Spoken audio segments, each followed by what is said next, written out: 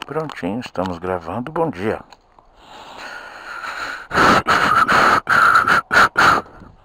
Lá vamos nós. Bom dia, sexta-feira. Amanheceu um pouco nublada, mas mais voltada para o ensolarado, né? Quando ele dá esses trancos feios aqui pra ligar, mano. Você pensa lá se foi o motorzinho. Bom dia, meu amor. Até mais tarde. Amo você.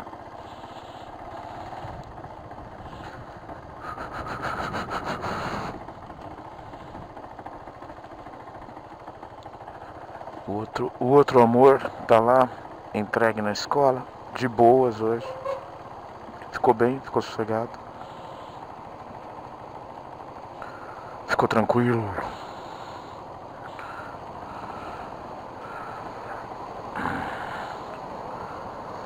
Como quase sempre, né?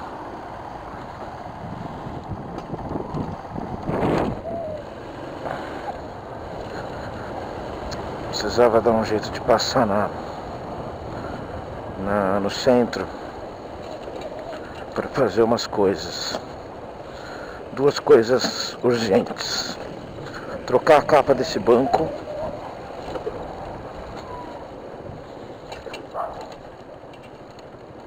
e porque já rasgou aqui, já tá entrando água, já tá chato. E trocar essa viseira aqui. Ver se eu encontro uma viseira dessas para comprar. Mas preciso esperar cair aí uma graninha do último IR que eu fiz pro nosso amigo lá. Mas deve acontecer entre hoje e segunda-feira, e aí eu pego uma manhã dessas pra ir.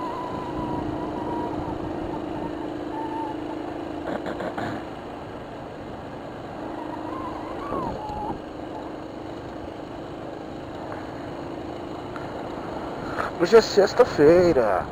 Chegou a sexta-feira. Hoje é dia 6 de abril de 2018. Pra terminar esse papo chato. Terminar não, que não termina, né? Não termina. Estamos falando de uma coisa muito importante. Muito importante.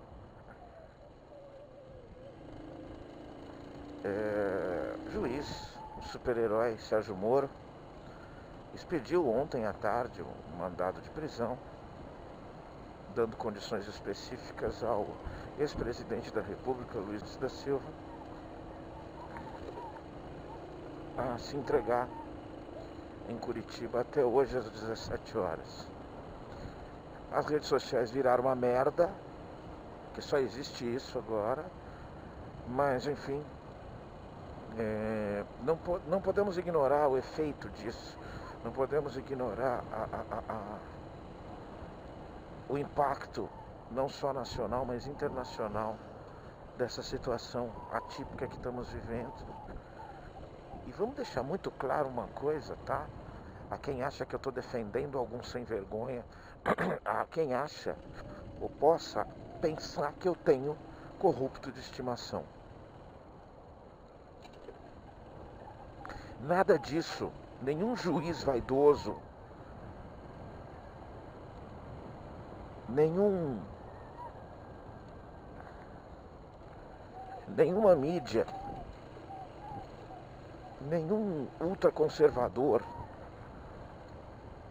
estaria tripudiando, brincando ou trabalhando nesse momento nessa questão, não fosse o fato de que o referido ex-presidente da República, uma pessoa cujo governo privilegiou e beneficiou muito pobre, muita gente, muita gente no Brasil e até fora, por que não dizer, se esse presidente não tivesse se envolvido com corrupção até os bagos, tá? Até o último fio de cabelo, e não tivesse aceito em benefício próprio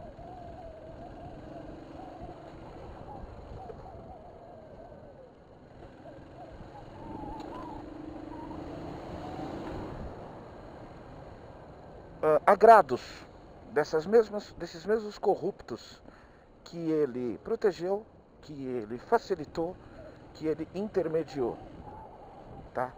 Então, não vamos esquecer do principal culpado disso tudo. Porque o julgamento foi injusto? Porque não houve provas substanciais? Por que não isso? Por que a mídia perseguiu? Por que o PT é odiado? Por que tudo isso, meu camarada? Não fosse você ter dado material para essas pessoas trabalharem. Então, por favor, vitimismo até certo ponto. Até certo ponto, tá? E eu passei a pensar diferente desde ontem, refleti sobre isso, não diferente no sentido ideológico. Refleti sobre isso. Cara, agora vocês não têm mais argumento. Continuem. Continuem. Tá?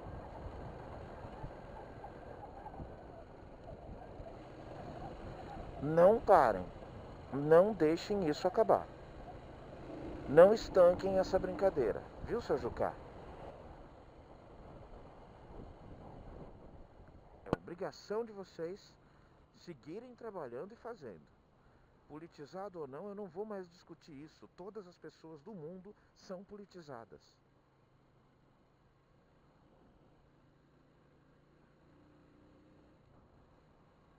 Nossa.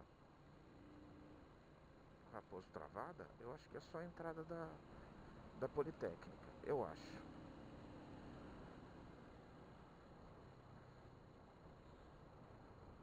Não sei. Saberemos logo.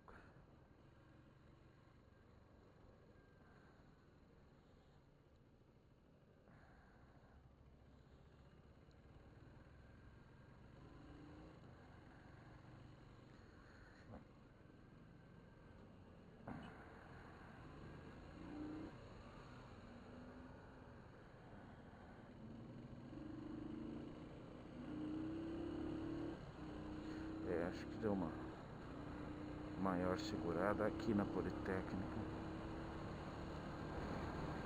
Não, mas na frente também já tá parando.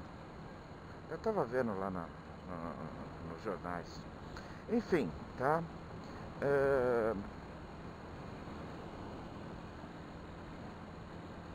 Eu sei que vão ser por poucos dias, eu acho, a minha impressão é essa, de que haverá essa prisão por poucos dias, mas vamos deixar claro, eu acho até que o objetivo principal, já falei sobre isso, acidente aqui, por isso que está tudo travado.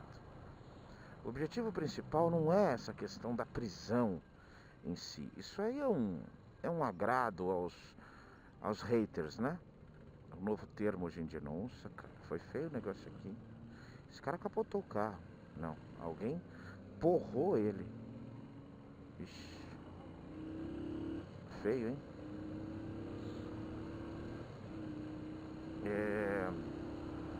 Eu acho que a questão é que depois que efetivamente houver a prisão, a candidatura vai estar demolida. Porque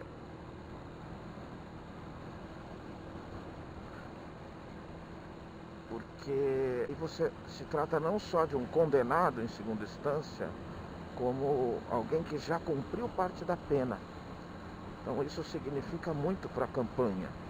E esse, na minha opinião, é o objetivo principal do conceito político da Lava Jato nesse fator, nesse quesito específico da parte de Luiz Inácio da Silva. Tá? Eu acho que logo, por algum motivo, ou ele sai, ou ele, por um motivo ou por outro, ele vai cumprir domiciliar. Vai acontecer com ele o que acontece com todos os presos brasileiros, políticos. Eles entram na prisão e ficam doentes. Ficam seriamente adoentados. Descobre-se problemas de saúde de ordem cavalar. Mas chega. Hoje é dia de simplistas festejarem. Festejem. Acho que é legítimo A festa é legítima.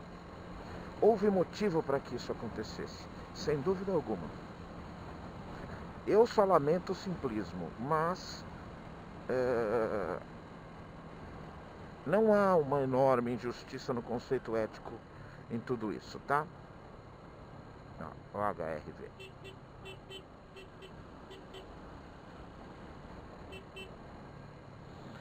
Aqui o interessante é o seguinte, muita gente sai da fila aqui, vem pra parte de cá, depois volta pra lá. Depois volta pra lá. O que tá acontecendo aí? Vocês travaram tudo aí?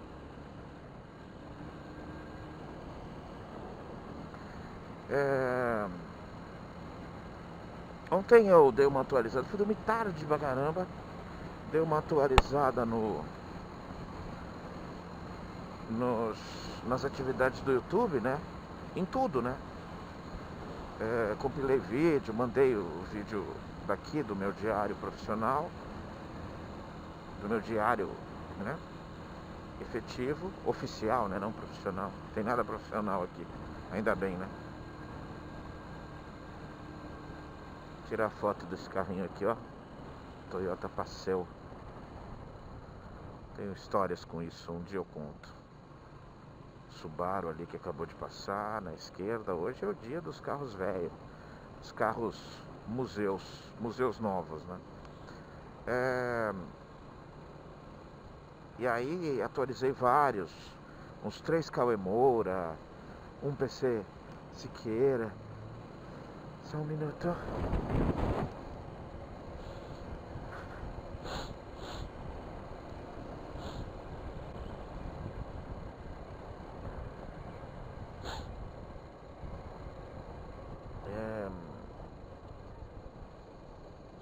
E aí alguns assuntos me chamaram a atenção, eu quis falar sobre alguns.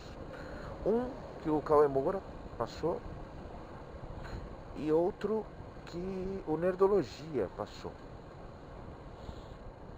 Então, Cauê Moura falou sobre... Ele tem os giros dele, né? Então ele comenta alguns assuntos meio bizarros acontecidos no mundo todo. Ele pega as informações, passa, fala o que ele acha, da forma bem peculiar que ele tem e desbocada, que eu acho que é o tom que a galera da turma dele entende. Eu acho que não adianta ficar aqui com vejamos porque isso. Não. Ele pisa na jaca e algumas vezes ele erra. Enfim, deixa pra lá.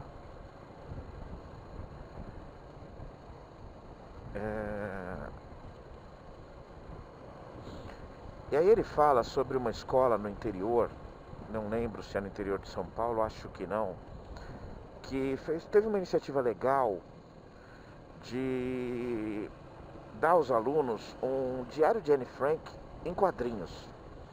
Vamos explicar rapidamente. O Diário de Anne Frank é um livro famoso, mundialmente famoso, que conta os relatos de próprio punho de Anne Frank, uma judia que foi colocada com a família num campo de concentração.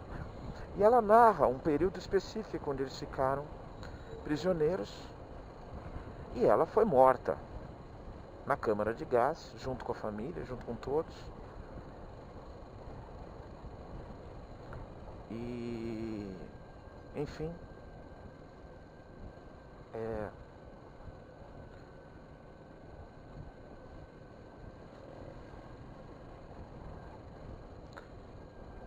é uma história triste, como praticamente tudo que existe na guerra. E uma hora eu falo sobre isso. Sobre, por exemplo, o filme O Menino de Pijama. A coisa mais horrenda que eu já vi na minha vida. Por um conceito ideológico e não pelo que aconteceu em si. Porque o que aconteceu em si é horrendo, não só para aquilo, mas para qualquer outra coisa. Mas, e aí... ela era uma pré-adolescente, né?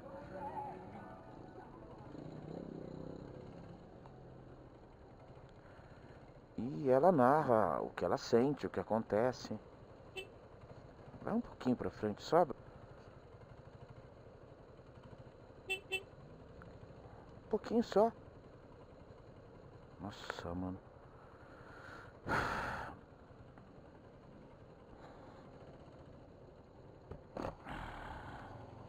Eu não vou ficar perto dele que eu tenho vontade de dar um murro no carro. E o carro nem é dele, né? Imbecil. Fico com raiva disso, fico com raiva de maldade gratuita, velho. Eu fiz errado, não era pra fazer o que eu fiz. Mas puta que pariu. Maldade gratuita é foda. Nossa, hoje é o horror dos horrores, hein? Hoje é simplesmente o horror dos horrores esse pedaço, hein? Olha. Falaram, né, que a rua Alvarenga tava terrível hoje, né? Nossa, mãe. Um mar. Agora a gente precisa sair, né?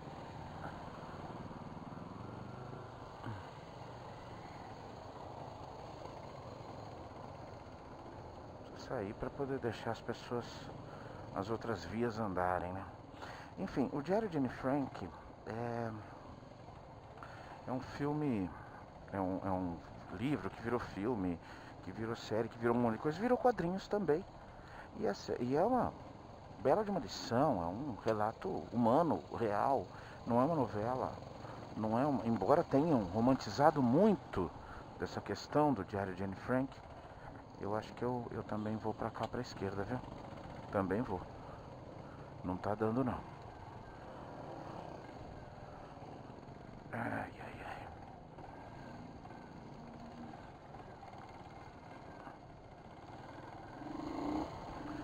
E aí essa escola, eu acho que é até uma escola pública. Aí essa escola fez essa louvável iniciativa, né? Teve essa louvável iniciativa. E tem um pedacinho da narrativa que, se não tiver cortes, e não precisa ter, onde a menina, a Anne Frank, faz uma pergunta. Se eu não me engano, a mãe dela, ela está na pré-adolescência, ela faz uma pergunta natural de uma pré-adolescente, que nada tem a ver. Bom, deixa pra lá. Eu não preciso explicar. Fez uma pergunta muito simples para a mãe dela, acho que é para a mãe dela, ou para alguém de confiança. Não sei o que, alguma coisa sobre a vagina, sobre o órgão sexual dela, o que pode estar acontecendo. Provavelmente é alguma coisa ligada à chegada da menstruação, ou pelos pubianos, ou os dois. Há uma modificação na pré-adolescência, certo? E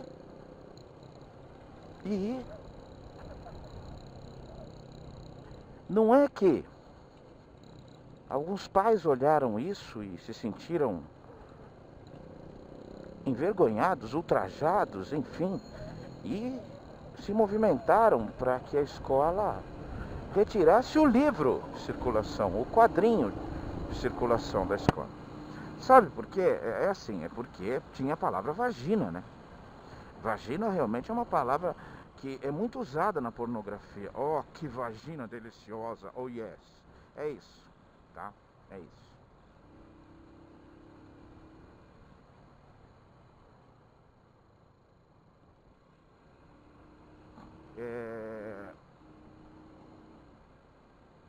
E foi por isso. Não é absurdo, não é absurdo uma história do Holocausto. Não é absurdo a morte gratuita de pessoas pela etnia delas, pela origem étnico-cultural delas. Isso não é absurdo. Isso não revolta ninguém. Agora, a Anne Frank fala vagina uma única vez no livro, com um conceito pura e simplesmente humano, isso sim pode causar grandes problemas. Inclusive as crianças que estão lendo são crianças do jardim da infância, né? Elas nem aprenderam a ler ainda, mas deram um livro da Anne Frank. Eu estou sendo sarcástico, tá? As crianças são crianças pré-adolescentes, 11, 12, 13 anos, tá? Então, nada mais natural, mas um grupo babaca de pais estúpidos, idiotas, conseguiu tirar de uma enorme maioria, até porque os pais são estúpidos, idiotas e babacas. Agora, os dirigentes que tomaram a decisão e executaram, por esses eu lamento. Eu espero entregar meu filho a instituições e dirigentes com valores um pouquinho menos ridículos, tá? Porque na verdade o outro assunto é meio que uma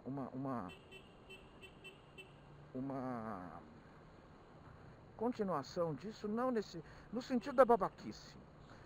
Eu já falei em alguns vídeos sobre meu pavor quando eu ouço juntos termos, conceitos práticos como família, propriedade, tradição, cristãos, Liga das Senhoras Católicas, enfim.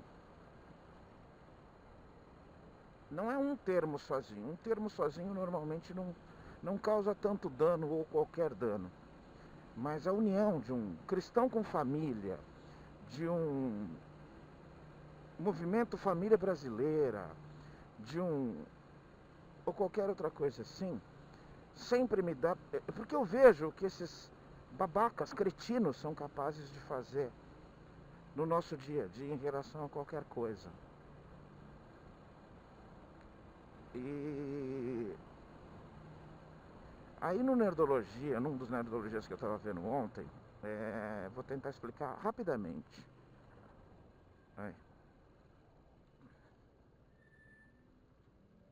Tudo travado. Hoje realmente aconteceu alguma coisa com o trânsito. Não vi nenhum acidente, não, quer dizer, vi, né, na Raposa tinha um acidente, mas o acidente era irrelevante, estava bem feio, quase que o caminho todo, né, na Raposo Tavares.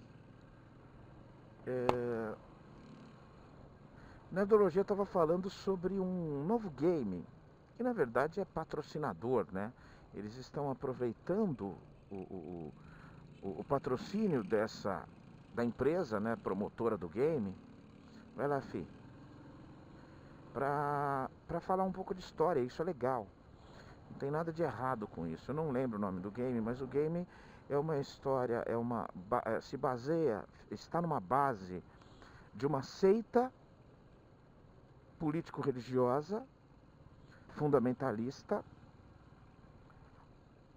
que tem os princípios X, Y e Z, e o objetivo do jogador é ou acabar com a seita, ou fazê-la proliferar, convencer as pessoas do condado, da cidade em si, que acontece, e é uma cidade fictícia. Até aí, ok, puta, que babaquice, né? Não.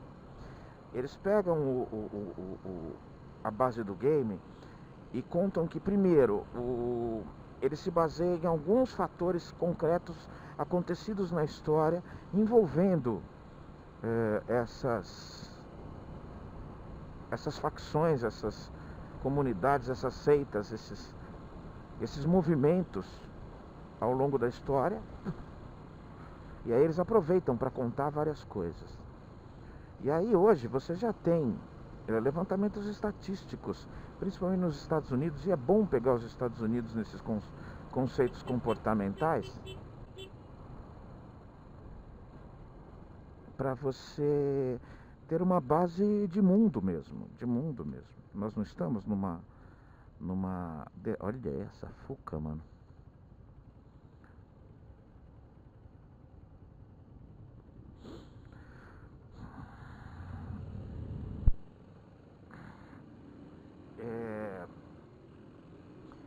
E aí levanta estatísticas e aí qual não há nenhuma surpresa quando eu ouço a parte de que qualquer agrupamento que tenha a denominação de família, tradição, cristãos,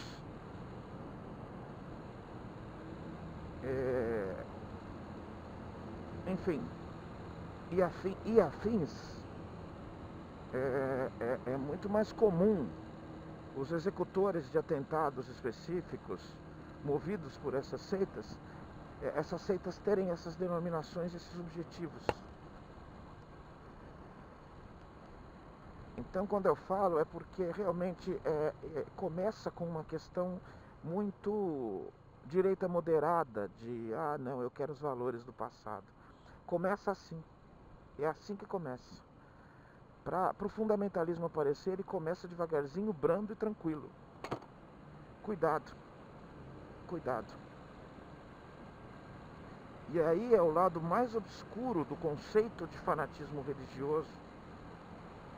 Porque as pessoas que praticam esses negócios, ela efetivamente tem na cabeça dela que ela está 100% correta.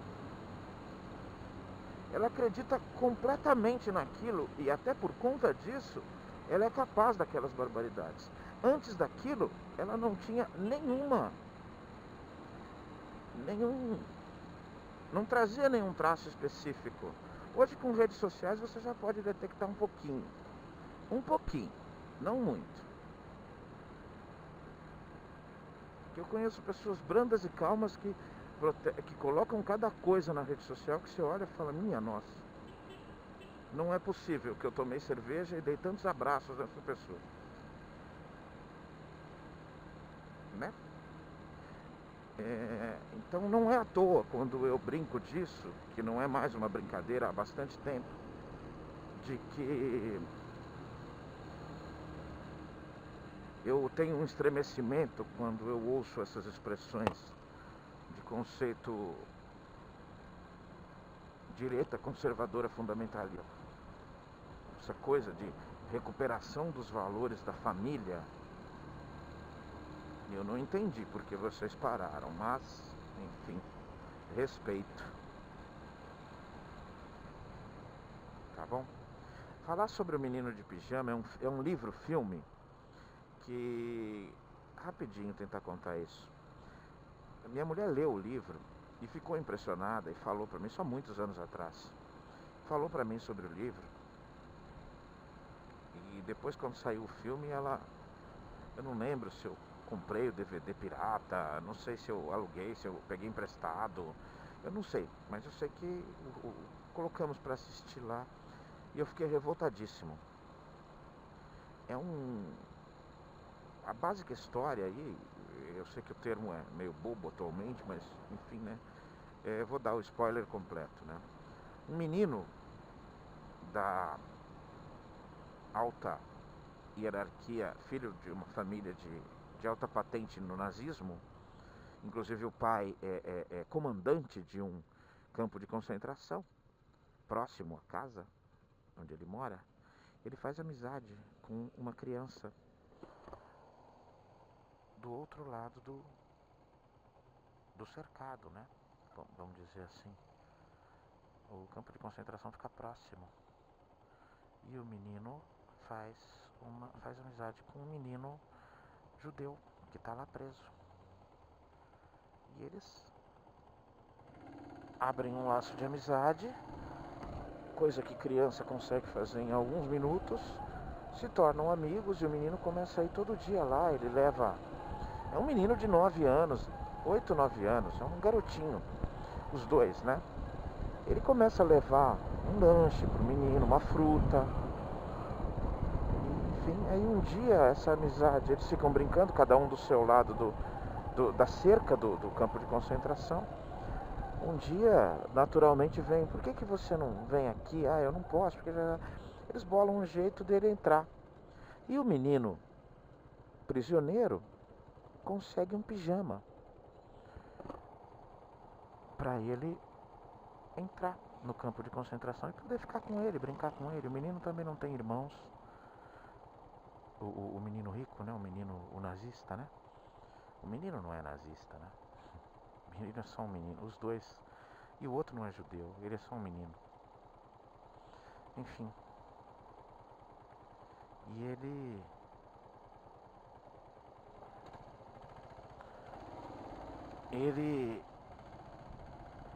Isso acontece, eles cavam um buraco, ele consegue entrar, né, dentro da cerca e põe o pijama e fica com o menino, enfim. Bom, cara, em determinado momento eles são crianças e eles entram pro aposento dos pais e tudo. E os pais ficam horrorizados com aquilo, mas enfim, já tá lá e os soldados aparecem e tudo, enfim. E bom, cara, o azar do menino é que quando ele entra é a hora da execução de todos daquele alojamento. Eles vão todos para a câmara de gás e são executados. Simples assim. Todo em volta, os pais procurando e tal, como se fosse uma ideia de uma vingança imaginária. Eu coloco o que eu penso rapidamente. Eu fiquei revoltado com o filme, porque sabe o que eu acho? É uma ficção. Tem que ser. Se não for, eu retiro tudo que eu... Mas não é. É uma ficção. E o fato de ser uma ficção, eu acho que o Holocausto já tem tragédias mais do que suficientes, jamais serão suficientes. Cada história, cada vida ceifada por um conceito político, fanático, religioso, social, enfim, por um conceito vergonhoso que um ser humano conseguiu pensar e convencer todos os outros seres humanos envolvidos nisso, inclusive por conivência, tá? E eu acho que já é o suficiente. Você criar mais um horror, ainda mais nesse sentido, se utilizando do pano de fundo da Segunda Guerra, não dá, cara, não dá. Aí você me fode, aí eu acho que você é cruel demais. Eu abomino a ideia desse autor. Eu abomino. Eu fiquei perplexo com isso. Não é só um desfecho triste de uma história de ficção. É o desfecho triste de uma história de ficção passada sob um ambiente que não é de ficção e que produziu efetivamente. Eu acho que tem material, quer filmar um Diário de Anne Frank ou qualquer coisa no mesmo sentido, faça. Alerte as pessoas sempre que a humanidade não seja mais capaz de atos perto dessa natureza. Pronto, não sendo ficção, é real. Ok, pode ser exagerado? Pode. Mas tem que exagerar. Nada será exagerado perto da barbaridade cometida. Nada.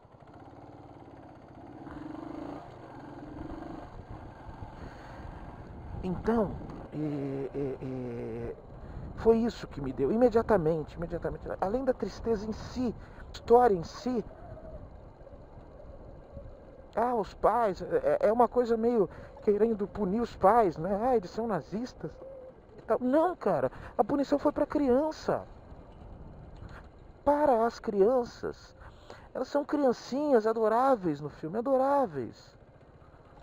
Como deveria ser mesmo. Como toda criança é adorável. Vamos deixar isso claro.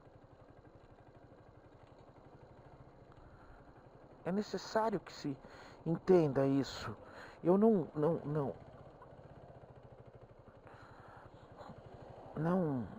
aceito a ideia do que fizeram com esse filme.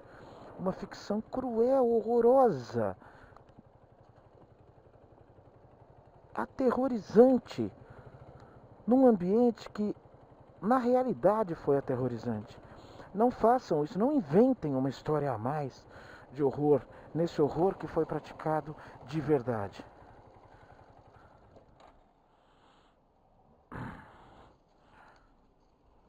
Tá bom? Tá bom?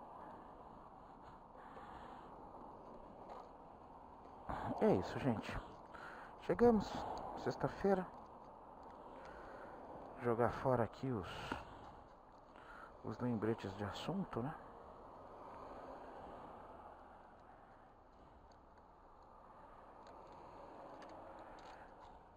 E vamos nessa. Eu vou dizer bom fim de semana a todos, porque só vai estar, na melhor das hipóteses, vai estar no ar hoje à noite. Um abraço, até mais.